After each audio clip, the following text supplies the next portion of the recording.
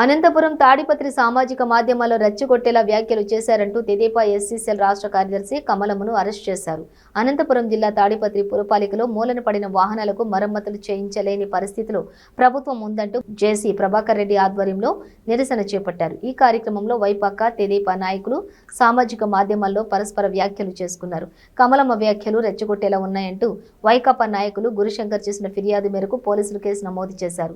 Tadipatri DSP Chaitanya దళిత మహిళ అని కూడా చూడకుండా వేధింపులకు గురి చేస్తున్నారని కమలమ్మ ఆరోపించారు. డీఎస్పీ రాసలీలలు ఒక్కొక్కటిగా బయటపడతానని పేర్కొన్నారు. కాబట్టి చదువు రాదన్నాను.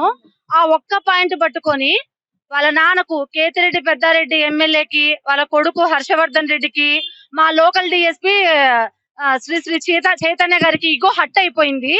ఇగో హట్ అయిపోయి 24 గంటలు కాలేదు నేను ఇంకా మీడియాలో మాట్లాడి తాడిపత్రిలో మాట్లాడినాను. మళ్ళా 24 గంటలు గడవక ముందే నన్ను కోర్టు మెట్లెక్కించినారు. అంటే నేను ఒక దళిత మహిళను ప్రజాస్వామ్య దేశంలో రాజ్యాంగబద్ధంగా నేను మాట్లాడకూడదా? చదువు రాని వాళ్ళను చదువు రాదనే అంటారండి.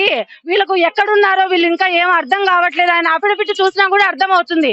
దీన్నంతా ఇంట్రెస్ట్ తీసుకొని మా డిఎస్పీ గారు ఎట్లయినా సరే దీన్ని బయటికి లోపలికి పంపించాలని ఎంత పొద్దున్న నుంచి ఒక హైడ్రామా నోటీసులు నా మీద కొన్ని కేసులు ఉన్నాయి, పెట్టి కేసులు.